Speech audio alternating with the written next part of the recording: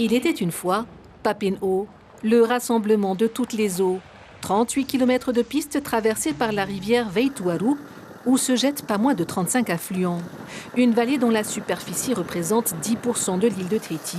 Et nous voici rendus au site Te Hoira na Mahu, le premier d'une série d'histoires.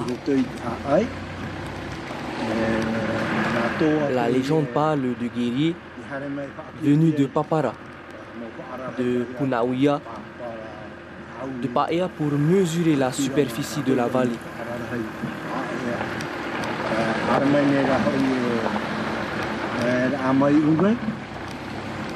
Persuadés qu'elle était profonde par l'aperçu qu'ils en avaient de leur versant, quelle ne fut pas leur surprise lorsque derrière les arbres et nuages, ils découvrent l'étendue verdoyante qui s'offrait à leurs yeux.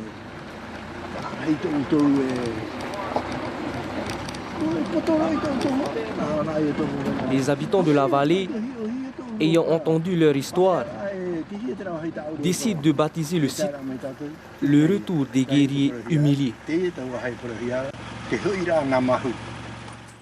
Une première halte complétée par une explication des noms de cascades, de vestiges archéologiques, d'anciens sites d'habitation, des forêts qui abritent des animaux sauvages ou encore des dizaines de variétés d'oiseaux, avant de reprendre la route à la découverte des rivières qui regorgent de chevrettes et d'anguilles, dont voici le gardien.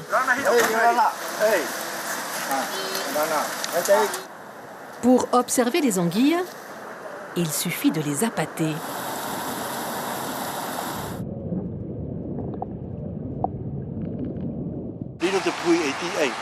L'anguille est considérée comme un totem chez le Polynésien. Lorsqu'arrive la période d'abondance, les familles qui sont liées à cet animal lui rendent hommage. C'est pourquoi elle est très respectée. L'isolement du site a permis sa sauvegarde, ce qui n'est pas pour déplaire à de nombreux curieux. Complètement, c'est des paysans, c'est resté très sauvage. 7 autres sites clôturent le précieux patrimoine culturel de la Papineau, qui n'a pas fini de livrer tous ses secrets. Mais ça, c'est une autre histoire.